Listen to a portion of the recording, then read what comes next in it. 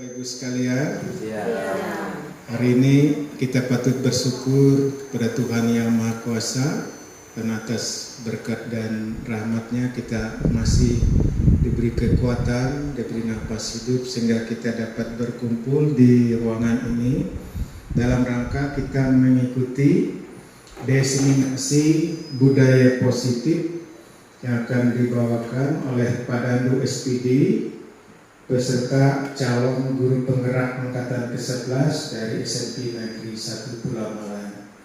Kiranya dalam penyampaian yang akan disampaikan oleh Padandu nanti dapat kita simak baik-baik, dan kesempatan berikutnya saya sepenuhnya menyerahkan kepada Padandu. Dipersilakan. Terima kasih Pak Roman atas kesempatan yang diberikan kepada saya untuk melaksanakan diseminasi budaya positif pada saat ini. Selamat siang Bapak Ibu semuanya. Assalamualaikum warahmatullahi wabarakatuh.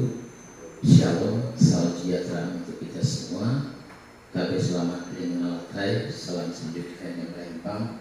Adil ketalino kecurang kesaduka sehat tadi bata. Harus. Sekali lagi saya menyampaikan ucapan terima kasih kepada Pak Romel yang sudah memberikan dukungan dan memfasilitasi kegiatan diseminasi yang saya lakukan hari ini. Terima kasih juga kepada Bapak Ibu guru semua yang sudah berkenan hadir dalam kegiatan kita pada siang hari ini. Kita patut bersyukur semua ini tentunya karena kasih karunia dari Tuhan yang Maha Kuasa. Baiklah, Bapak Ibu, di sini sebagaimana yang sudah saya sampaikan tadi, saya akan melaksanakan diseminasi budaya positif.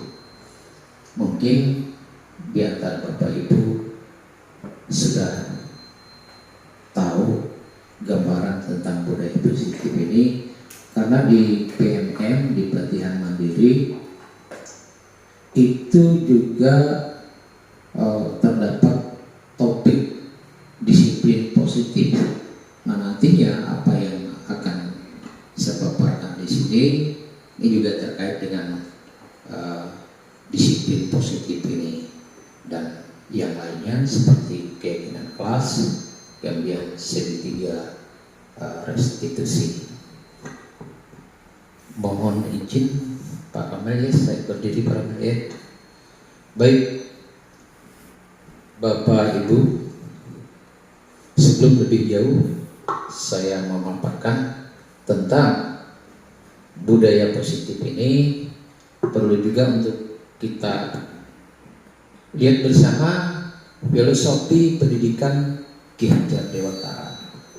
Kita tahu bahwa Ki Hajar Dewantara ini, beliau ini merupakan bapak pendidikan kita, seorang pejuang yang berjuang baik di bidang politik maupun juga di dunia pendidikan, karena beliaulah pendiri perguruan Taman Siswa.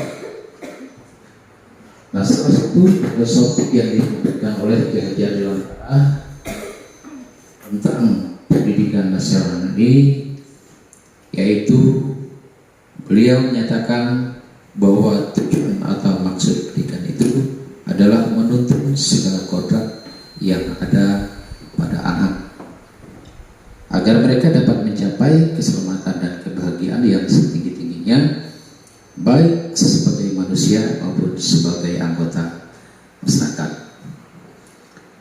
Nah, kekuatan kodrat yang dimaksudkan oleh Ki Hajar Dewantara di sini yaitu segala kekuatan yang ada pada hidup batin dan hidup lahir anak-anak, gitu ya.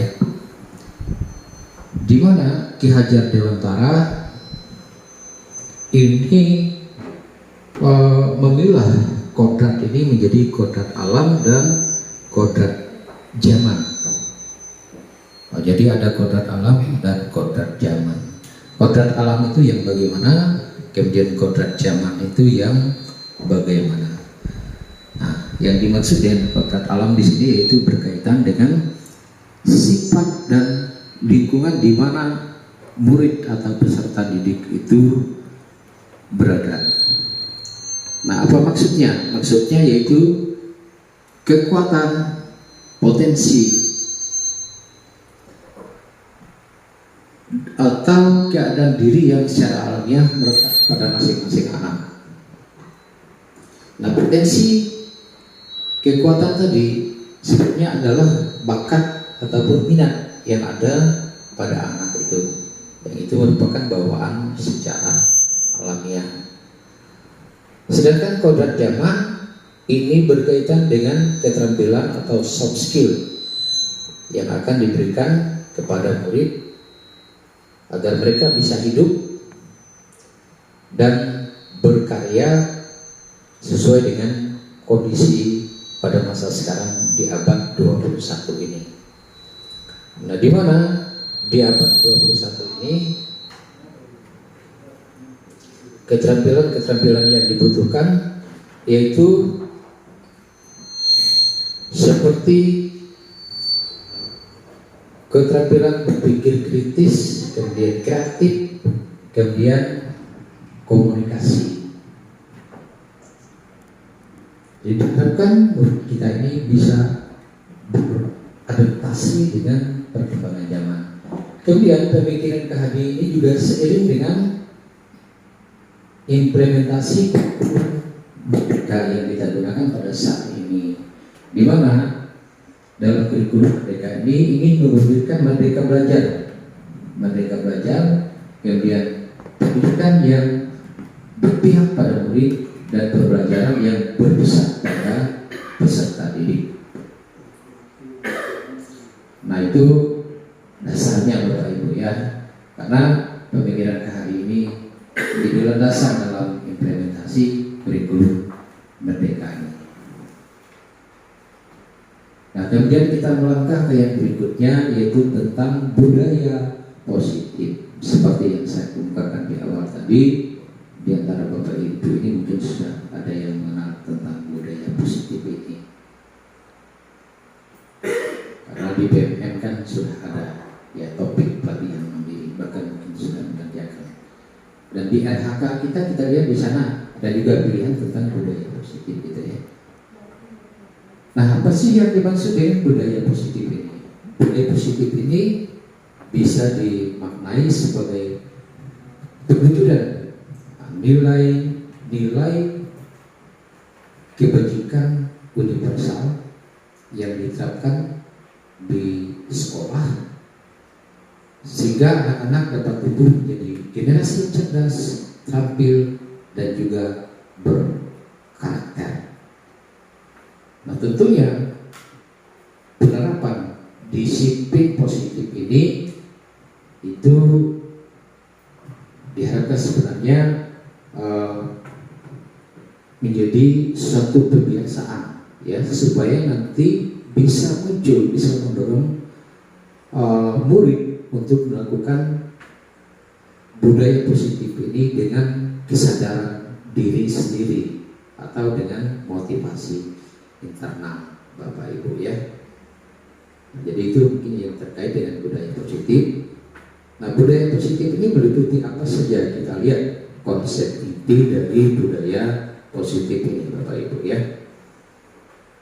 Nah, yang pertama yaitu disiplin positif dan nilai-nilai kebajikan ya, nilai-nilai kebajikan universal. Apa saja nilai-nilai kebajikan ini? Nanti kita lihat Bapak Ibu ya, kita lihat bersama.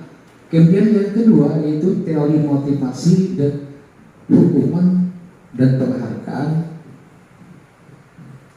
restitusi. Kemudian yang ketiga keyakinan kelas, 4 kebutuhan dasar manusia, 5 restitusi, 5 posisi kontrol, dan yang terakhir ke-6 yaitu segitiga restitusi.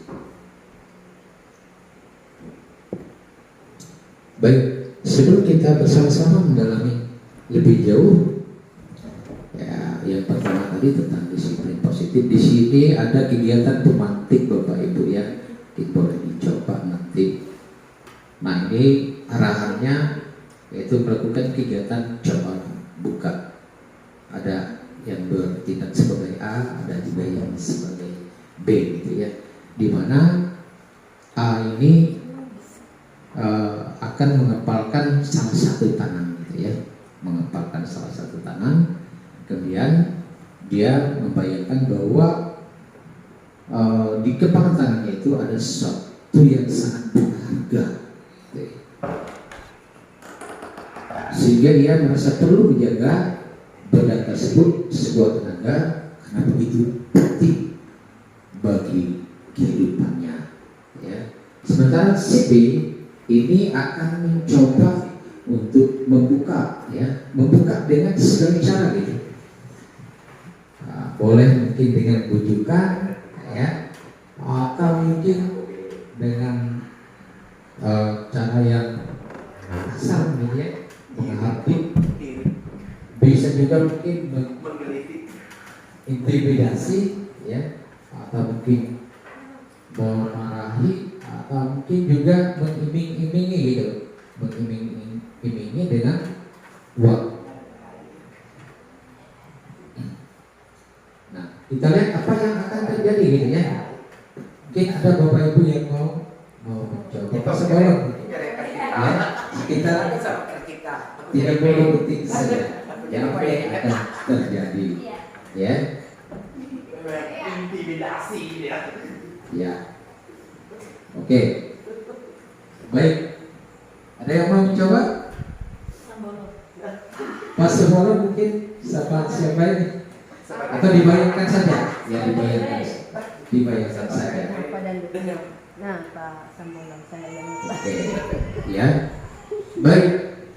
Nah dari aktivitas tadi, cobalah buka tadi, apakah A ya atau B membuka kepala tangannya, kemudian mengapa dia mau membukanya, apa alasannya gitu ya.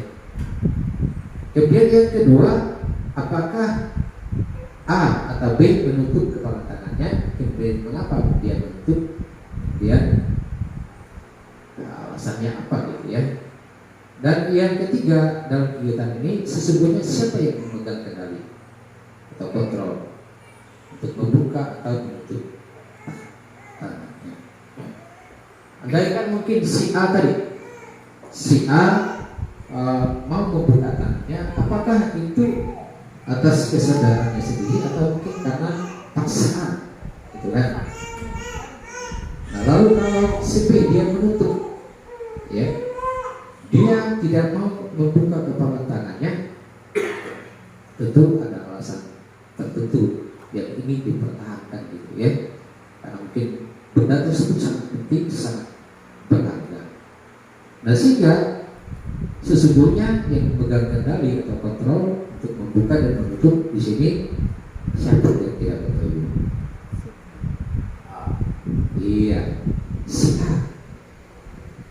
Karena yang memegang kontrol dia, gitu ya. Misalkan ketika digelitik, kan bisa aja dia menghindar waktu mau digelitik, gitu ya, supaya si B tidak berhasil membuka kepala tangannya. Nah dari ilustrasi ini ada kaitannya dengan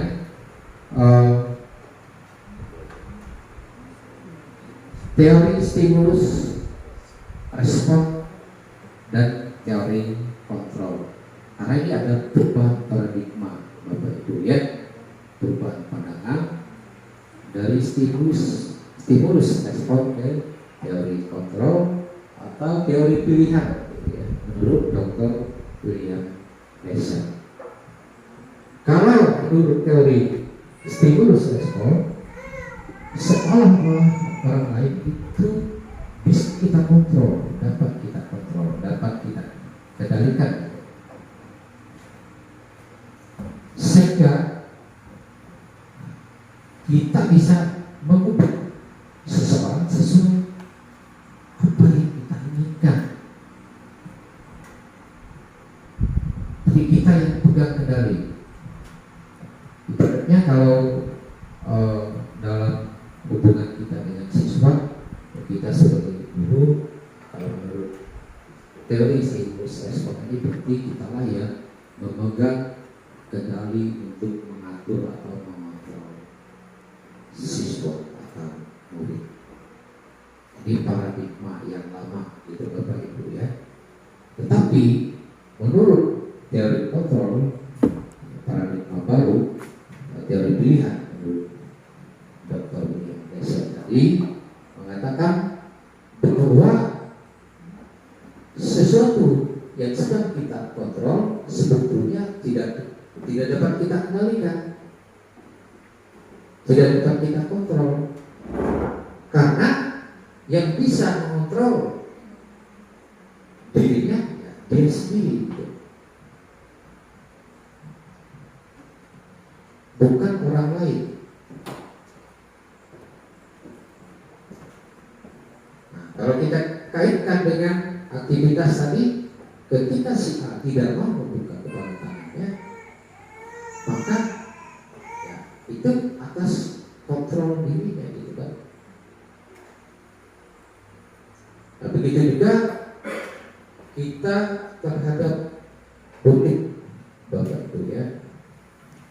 Tentunya Bapak Ibu atau kita semua punya berbagai strategi gitu untuk mendisiplinkan siswa ini. Bisa misalnya dengan hukuman ya. Bisa juga mungkin dalam bentuk konsekuensi yang harus diterima siswa. Bisa juga mungkin dalam bentuk penghargaan. Nah, lalu cara yang bagaimana yang efektif ya. Nah, cara yang efektif nanti kita akan lihat dalam mendisiplinkan siswa. Termasuk saya sendiri, kalau biasanya mencoba dengan berbagai cara, langkah terakhir ya, langkah yang keras. Tapi itu ternyata menurut paradigma baru ini keliru Bapak Ibu ya.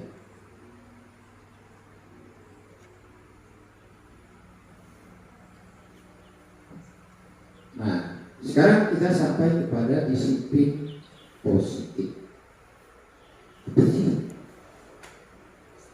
Yang dimaksud disiplin positif ini disiplin yang bagaimana? Kalau kita sebagai guru tentunya berupaya untuk membuat siswa ini menjadi disiplin. Ya, kita lihat dulu kata makna dari kata disiplin ini Bapak Ibu ya. Ada berbagai makna di sini tentang disiplin. Disiplin bisa berarti tata tertib, bisa juga berarti teratur, bisa juga berarti kepatuhan pada aturan. Atau ada juga yang menghubungkan disiplin ini dengan hukuman katanya. Jadi kalau murid melakukan pelanggaran, maka untuk mendisiplinkannya harus diberi hukuman. Ternyata itu berbeda gitu dengan disiplin positif. Karena belajar tentang disiplin positif katanya tidak harus memberi hukuman. Karena hukuman ini adalah pilihan yang terakhir. Bahkan kalau perlu tidak dilakukan. Nah, ini paradigma baru yang sesuai dengan kurikulum yang kita gunakan saat ini Bapak Ibu. Nah, kalau di dalam budaya kita, arti atau makna dari disiplin ini yaitu sesuatu yang dilakukan seseorang pada orang lain untuk mendapatkan kepatuhan. Jadi sesuatu yang dilakukan seseorang kepada orang lain. Sehingga kata disiplin di sini cenderung itu membuat nyamanan gitu ya. kalau dikaitkan dengan makna disiplin sebagai sesuatu yang dilakukan seseorang pada orang lain agar mendapatkan kepatuhan tadi. Karena di dalam kurikulum Merdeka ini keberpihakan pada murid ini yang ditekankan Bapak Ibu ya, untuk mewujudkan merdeka belajar, mewujudkan pembelajaran yang berdiferensiasi. Ki Hajar menyatakan bahwa untuk mencapai kemerdekaan atau dikaitkan dengan kondisi saat ini, konteks pendidikan saat ini ya, untuk menciptakan murid merdeka, syarat utamanya harus ada disiplin yang kuat. Disiplin yang kuat ini adalah disiplin diri. Artinya dari murid itu sendiri dia sudah punya kesadaran, sudah memiliki motivasi internal. Jadi inilah tugas kita Bapak Ibu, menumbuhkan motivasi internal pada murid untuk bisa mengimplementasikan disiplin positif, budaya positif.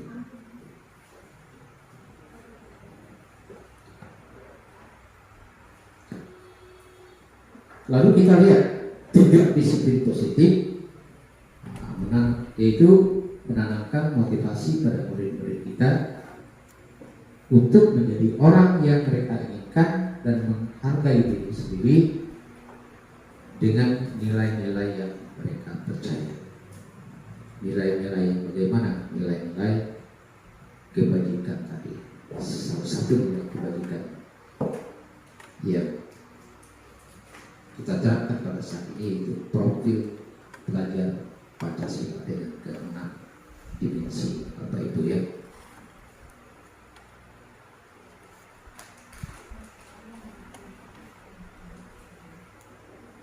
Nah ini ya, ada 6 dimensinya. Saya yakin Bapak Ibu juga semua sudah tahu.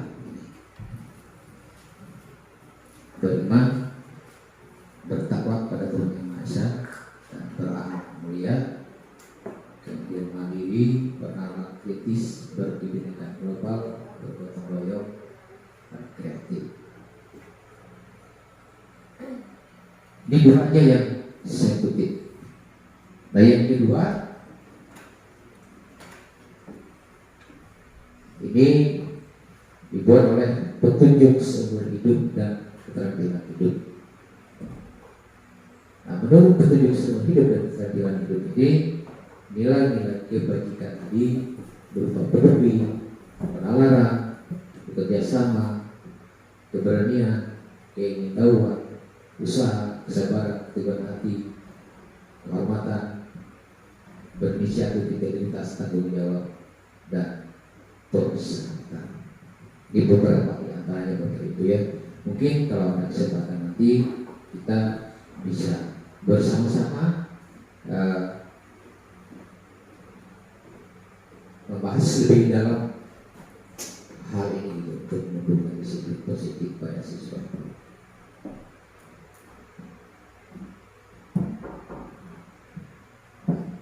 Nah, salah satu konsep inti dari budaya positif tadi adalah tentang motivasi ya, motivasi perilaku manusia. Apa saja? Kalau menurut Diane Golsen ini ada 3 motivasi perilaku manusia sehingga ia bersikap, bertindak gitu. Apa saja ketiga itu? Yang pertama yaitu untuk menghindari ketidaknyamanan atau hukuman, ya. Motivasinya. Nah, orang yang motivasinya untuk menghindari ketidaknyamanan atau hukuman ini, biasanya dia akan bertanya, gitu ya, apa yang akan terjadi bila saya tidak melakukannya? Kalau kita kaitkan dengan murid, gitu. pasti dia berpikir, apa yang akan terjadi kalau saya tidak melakukannya. Ya, dia mencari cara untuk menghindari hukuman atau ketidaknyamanan itu. Kemudian motivasi yang kedua menurut Dayat dosen ini yaitu untuk mendapatkan imbalan atau penghargaan dari orang lain.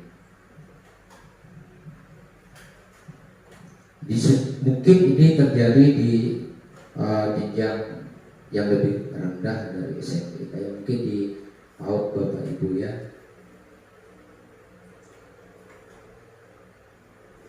Mungkin ada di antara murid di sekolah tersebut yang motivasinya untuk berperilaku yaitu ingin mendapatkan penghargaan, ini berperilaku positif tadi. Dia perlu bisa diatur kalau diberi hadiah, ya. Kalau tidak, ya gak mau, gitu ya. Tapi kalau untuk jenjang SMP saya rasa tidak ada yang seperti itu, Bapak Ibu ya.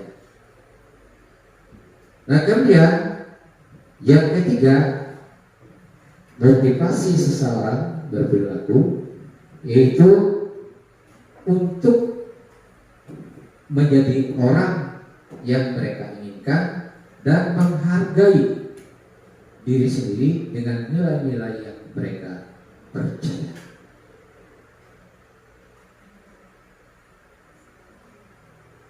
Nah, kita sebagai pendidik, yang mana yang diharapkan dari ketiga motivasi ini tumbuh pada siswa?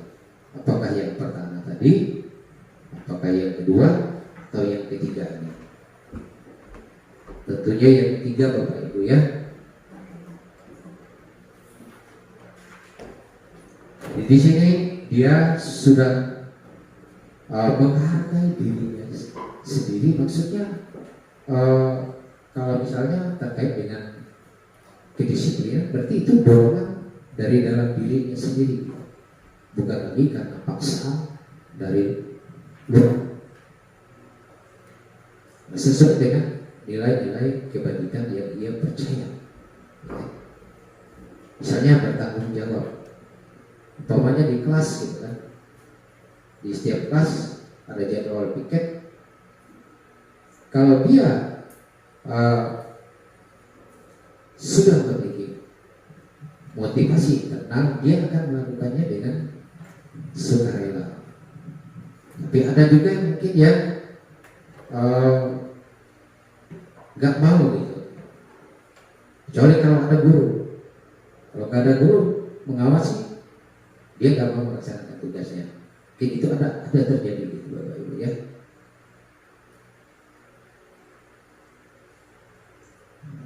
Saya saja pertanyaan ini, Bapak Ibu. Nah, tadi teori motivasi, hukuman, dan penghargaan. Terkait dengan hukuman, kalau hukuman ini penerapannya ini tidak terencana biasanya, tiba-tiba Bapak Ibu ya. Karena mungkin sudah saking kesalnya melihat sikap dan tingkah laku siswa yang tidak berkenan, bisa saja tiba-tiba muncul untuk memberikan hukuman ini. Nah, dalam hukuman murid tidak tahu apa yang akan terjadi karena tidak dilibatkan. Jadi secara sepihak saja, satu arah saja. Nah, murid di sini hanya menerima hukuman tanpa melalui kesepakatan, baik itu sesudah maupun sebelumnya. Hukuman yang diberikan bisa berbentuk hukuman fisik atau psikis.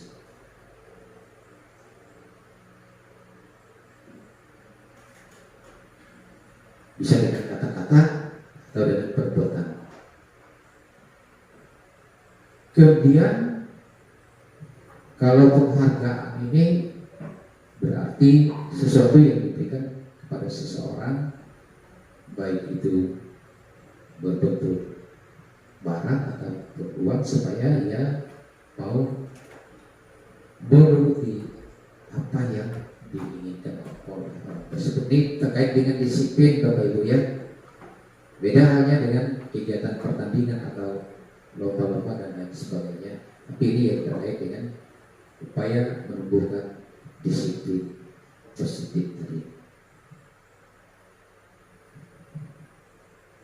Penghargaan ini tidak efektif kalau dipakai mendisiplinkan siswa untuk jangka waktu yang panjang, karena dia akan tergantung nantinya.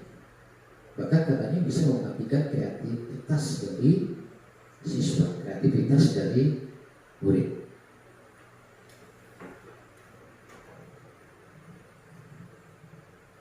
Nah, kemudian bisa juga disiplin ini dalam bentuk konsekuensi, berarti risiko yang harus diterima, itu konsekuensi.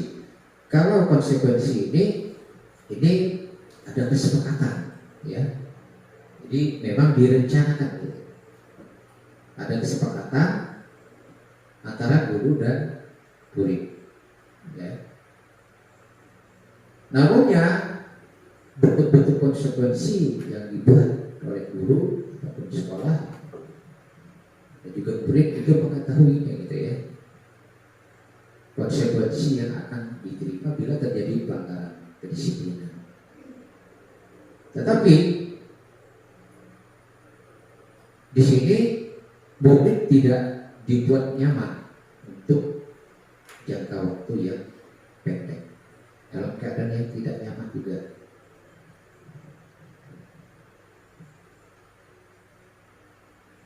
Nah, ini kalau dikaitkan dengan pembelajaran yang aman, menyenangkan, tentu sudah tidak sesuai, Bapak Ibu ya. Walaupun konsekuensi ini juga dapat berupa identitas sukses. Nah, lalu apa seharusnya ya menjadi pilihan, gitu. Kita lihat, oh ya, ini identitas gagal dan identitas sukses Bapak Ibu ya. Kalau hukuman tadi itu dia identitas gagal, bisa berupa sesuatu yang menyakitkan, gitu ya, tidak nyaman untuk murid untuk jangka panjang. Walaupun korban mendapatkan keadilan, tetapi berlaku pelanggaran tadi bisa akan merasa tersakiti.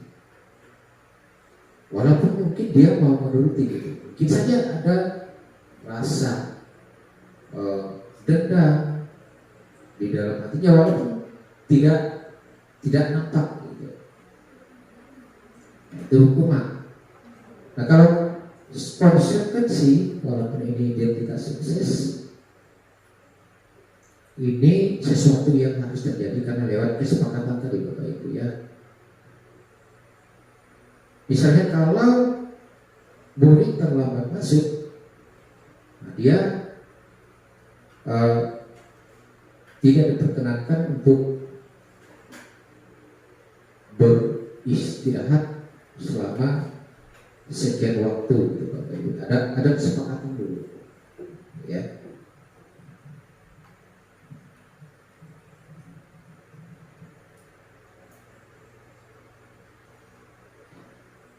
Nah, apa yang diharapkan? Strategi yang mana yang paling tepat? Yaitu melalui restitusi. Restitusi sebuah cara untuk menanamkan disiplin positif pada murid. Apa sih restitusi? Nah, restitusi adalah proses menciptakan kondisi bagi murid untuk memperbaiki kesalahan mereka, sehingga mereka bisa kembali pada kelompok mereka dengan karakter yang lebih kuat. Ini menurut Dayan Gosen ini seorang ahli pendidikan gitu Bapak Ibu ya.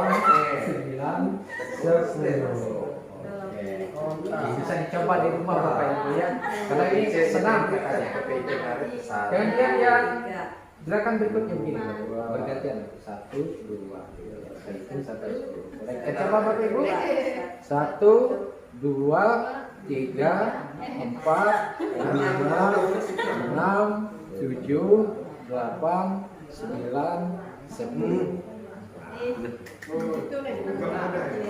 Sekarang begini Bapak Ibu ya, gantian lagi 1, 2, 3, 4. Ini namanya tembak kecil. Kita mulai Bapak Ibu ya. 1, 2, 3, 4, 5, 6, 7, 8, 9, 10. Jadi bisa dicoba di rumah Bapak Ibu ya. Ini dulu itu biasa. Baik, tepuk tangan dulu Bapak Ibu. Iya, boleh pulang. Kita masih lanjut Bapak Ibu ya. Itu saya adopsi juga dari senam kotak katanya, kotak oleh Steffi Lengkong Bapak Ibu ya. Jadi jari aja yang bergerak. Baik Bapak Ibu, dari restitusi tadi yaitu proses menciptakan kondisi bagi murid ya untuk memperbaiki perilaku mereka agar diterima kelompoknya tadi. Yang pertama yaitu restitusi ini menuntut murid untuk melihat ke dalam diri mereka.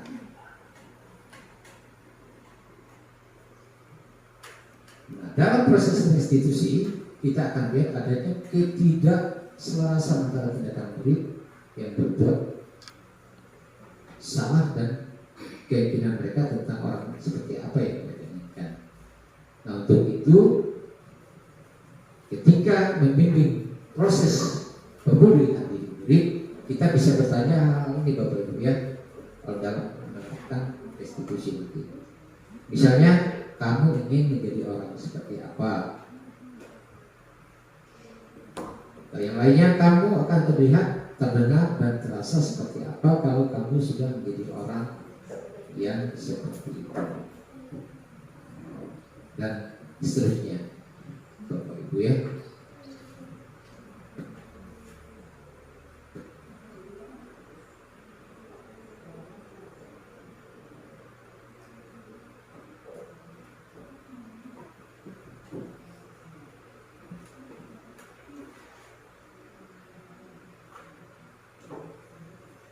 Restitusi fokus pada karakter bukan tindakan.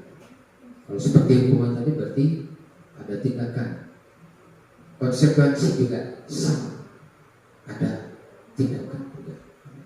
Tapi ini fokusnya adalah untuk membentuk karakter murid dalam rangka menumbuhkan disiplin positif. Nah, ketika guru membimbing murid untuk pembuatan karakter ini, misalnya guru bisa dikatakan, ibu bapak tidak terlalu mempermasalahkan apa yang kamu lakukan hari ini, tapi mari kita bicara tentang apa yang kamu lakukan besok. Nah, ini tergantung apa masalah, apa kasus yang dilakukan oleh siswa. Kemudian yang ketiga, restitusi fokus pada solusi, itu mencari solusi. Kalau hukuman tadi tidak diberi kesempatan untuk mencari solusi,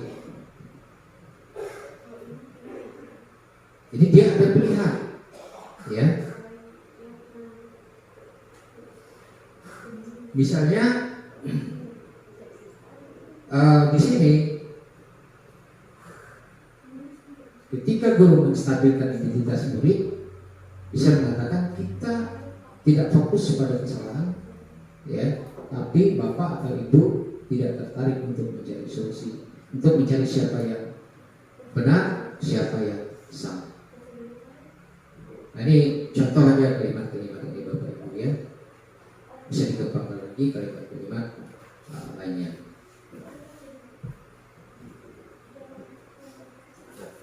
Selain restitusi tadi untuk menumbuhkan disiplin positif, ini bisa dilakukan dengan keyakinan kelas.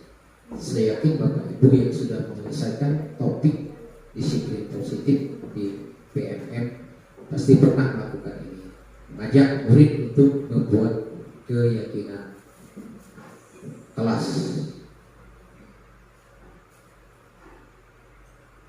Nah, keyakinan kelas ini bisa diartikan yaitu metode menimbulkan kembali disiplin positif yang didasari oleh motivasi dari dalam diri murid, terdiri seseorang.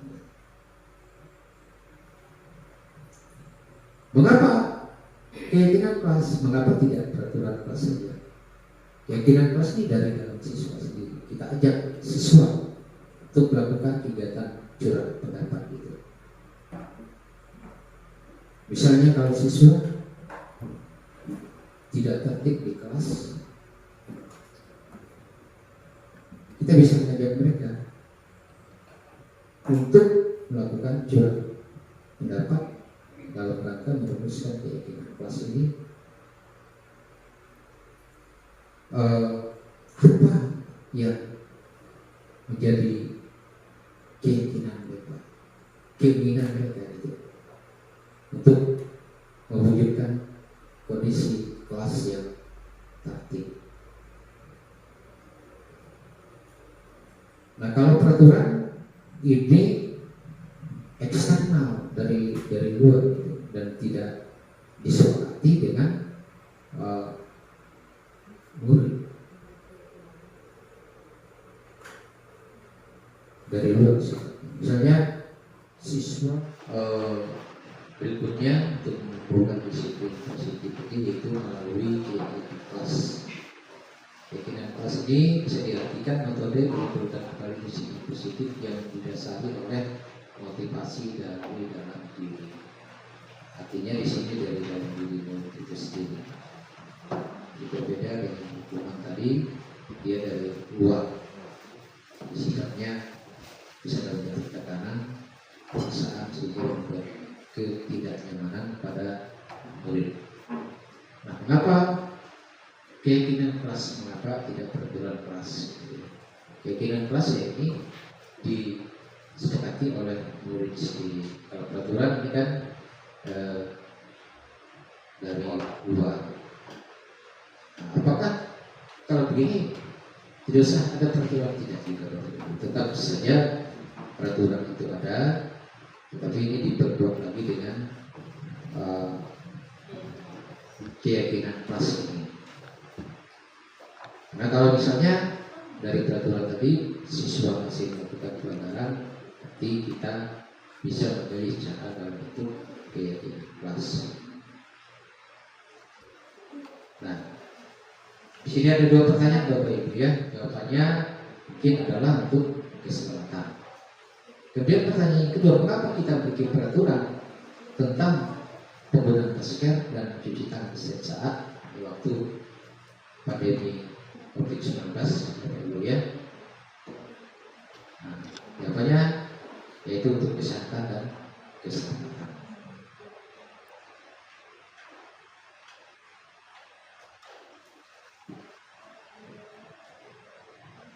Nah, nilai-nilai keselamatan dan tata kesehatan inilah yang disebut sebagai keyakinan atau nilai-nilai kebetulan universal tadi.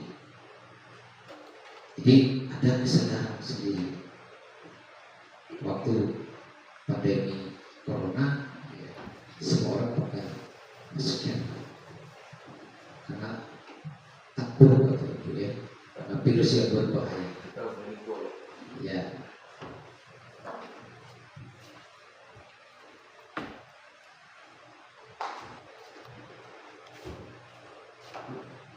Mungkin saya sedikit Bapak Ibu ya. Ini kita lihat prosedur pembentukan keyakinan sekolah atau keyakinan kelas. Maka pertama itu mempersilahkan warga sekolah atau murid sekolah atau kelas lakukan curah pendapat, bisa didasari peraturan yang perlu disepakati di sekolah. Di sekolah kan, sekolah kita kan ada peraturannya juga Bapak Ibu ya.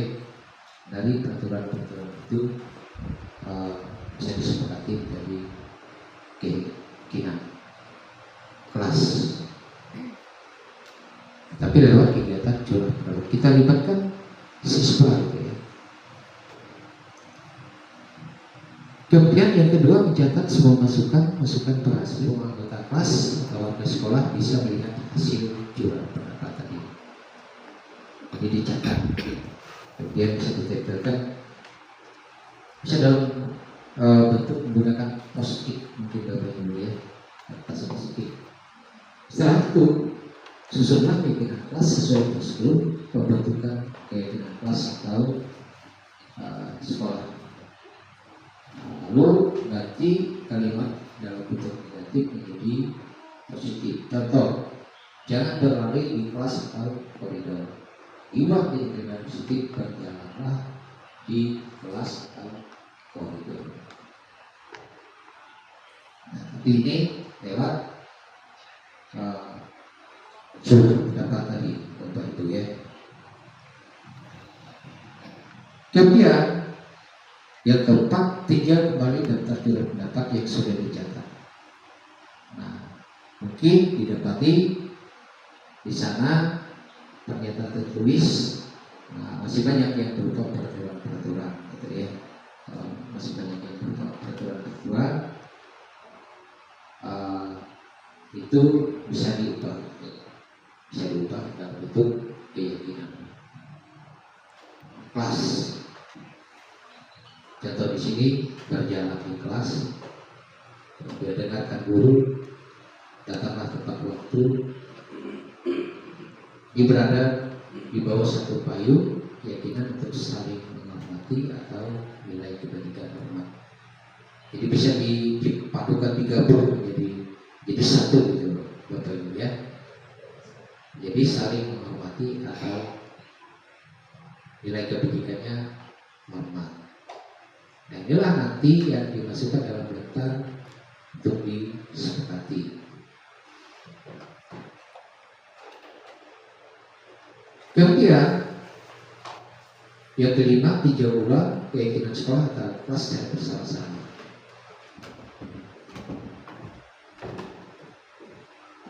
Nah keyakinan kelas ini sebaiknya tidak harus terlalu banyak Bapak Ibu ya, bisa 3 sampai 7 saja. Karena mungkin kalau terlalu banyak sulit juga untuk dilaksanakan, sulit untuk mengingatnya, sulit untuk melaksanakannya. Kemudian yang keenam, setelah keyakinan sekolah atau kelas dibuat, maka semua warga sekolah dipersilakan meninjau ulang, menyetujui, menandatangani keyakinan sekolah atau kelas tersebut, termasuk guru dan semua warga atau murid gitu ya. Jadi kalau kita buat dalam bentuk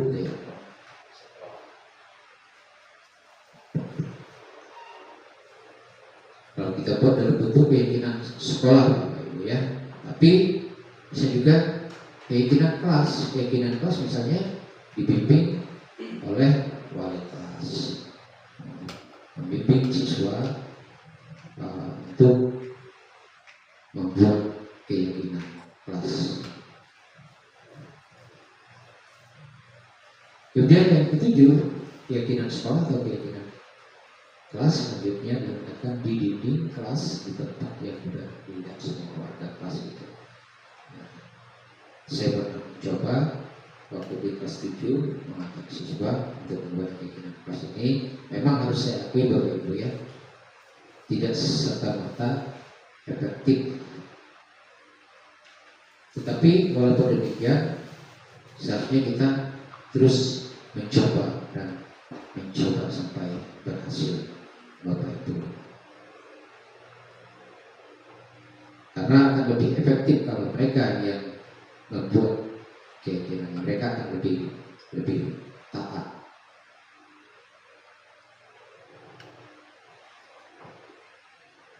Nah ini contoh awas. Jadi dengan ada yang agak keras Bapak Ibu ya, bisa yakin di tempat kita tidak ada yang seperti ini Bapak Ibu ya. Ini kenapa saya sampaikan ya, untuk menambah wawasan kita saja Bapak Ibu ya. Kemudian pembuat merasa bersalah atau rasa bersalah ya, pada murid. Kalau pada posisi ini biasanya guru akan berbicara dengan suara yang merdu gitu ya, menggunakan keheningan sehingga membuat orang lain atau dalam hal ini murid merasa tidak nyaman, bersalah, bahkan mungkin berkati. Nada diri ini yang berbahaya Bapak Ibu ya, yang kelihatannya berapi, jadi dia merasa tertekan terus. Nah, apa kalimat-kalimat, contoh kalimat yang diucapkan kalau membuat rasa bersalah, kecewa sekali dengan kami? Berapa kali Bapak harus memberitahukan ya? Contoh kalimatnya Bapak Ibu ya, kalau sebagai pembuat rasa bersalah. Kalau teman, ya, teman ini posisi kontrol sebagai teman, dia tidak menyakiti, tapi tetap menjalankan opsi kontrolnya melalui persuasi. Nah, jadi lewat bujukan mungkin ya, kata-kata yang lembut juga di sini, bujukan.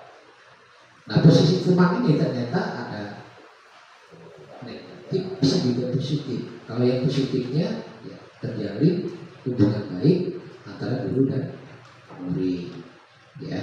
Jadi akrab gitu guru dan murid.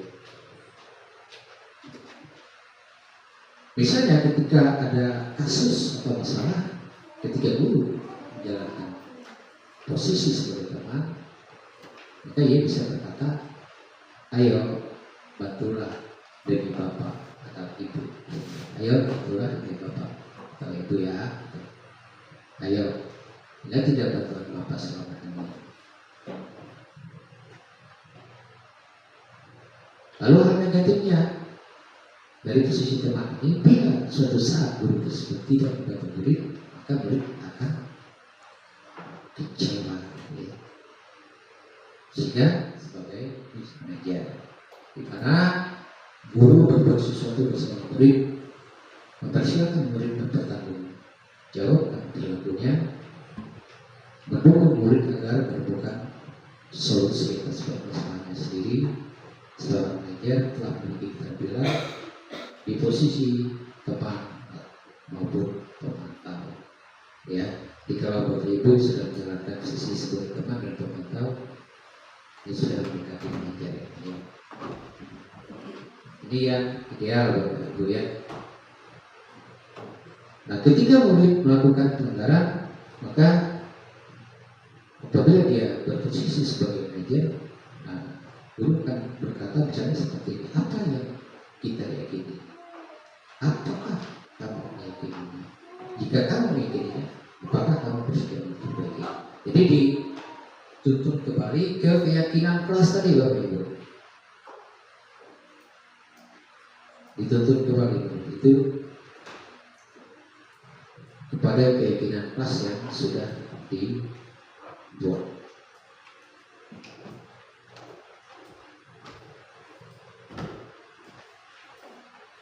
Nah, sampailah kita pada yang terakhir Bapak Ibu, ya, yaitu segitiga restitusi. Bagaimana sih segitiga restitusi ini?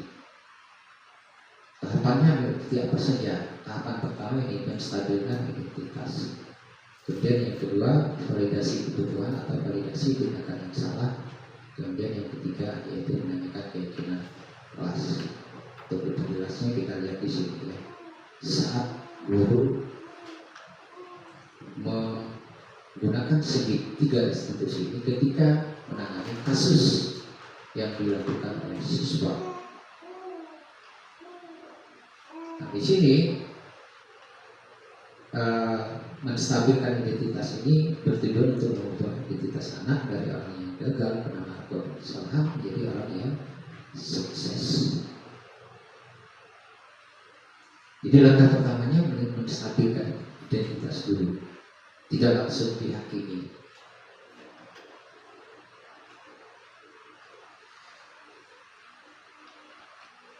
Tidak langsung mengkritik, gitu ya, mengkritik murid kita. Karena kalau kita langsung mengkritik, maka kita membuat murid itu tetap dalam posisi gagal ini, ya. Nah, karena itu ketika kita menjalankan segitiga restitusi tadi dalam rangka menstabilkan identitas, kita bisa mengatakan kalimat-kalimat seperti ini. Berbuat salah itu tidak apa-apa, gitu ya.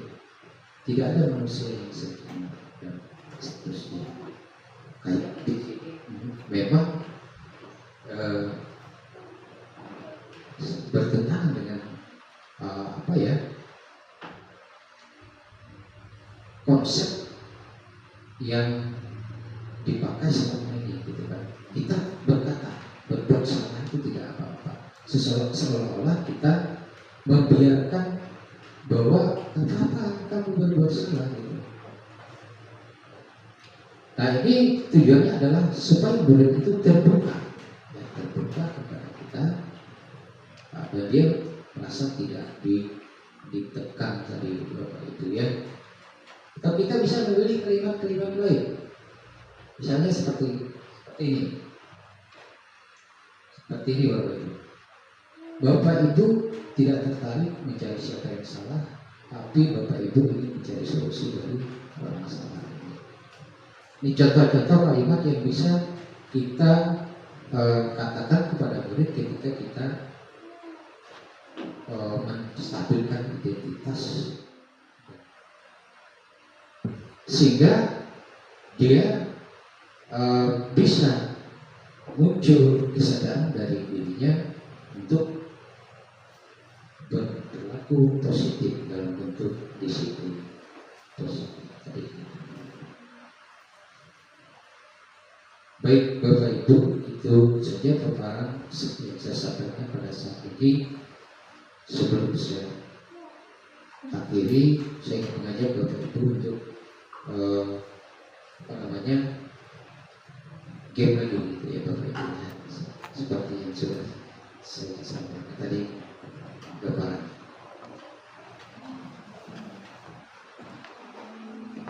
Di posisi jarinya seperti ini. Boleh berdiri?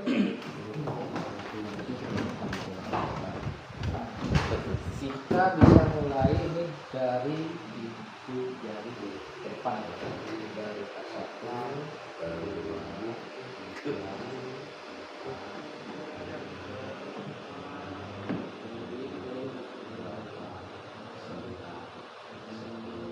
geser lagi ke jari kelingking.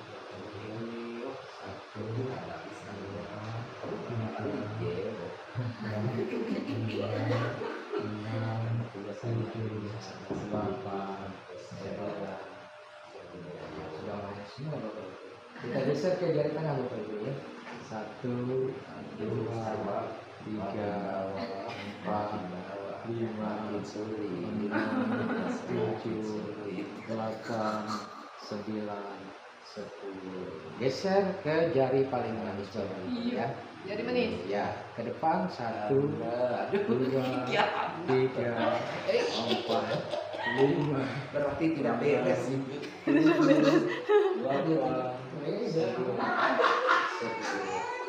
jari paling manis Bapak Ibu. 1, 2, 3,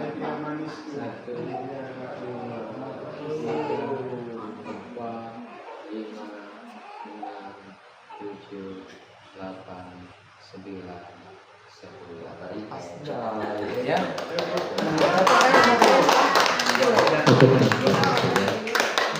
Nah, mungkin dari apa yang saya paparkan tadi ada hal yang ingin ditanyakan Bapak Ibu. Sepanjang saya bisa menjawab, ya saya jawab gitu ya. Kalau saya tidak bisa jawab, mungkin saya minta waktu di kesempatan lain. Silakan kalau ada Bapak Ibu. Ya, boleh nih ya. Tentang keyakinan kelas, apakah untuk keyakinan kelas, karena keyakinan kelas itu kita buat di kelas, apakah yang membuatnya itu semua guru atau yang membuatnya itu wali kelas dengan siswanya yang di kelas itu?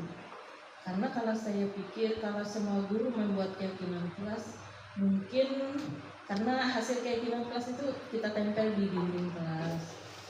Mungkin kelasnya kan, misalnya di sekolah kita ada 17 guru, membuat di kelas 7A gitu, kita nggak penuh nanti dinding dari keyakinan kelas. Terima kasih.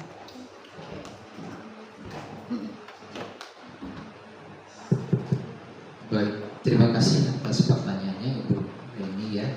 Pertanyaannya sangat baik sekali terkait keyakinan kelas tadi.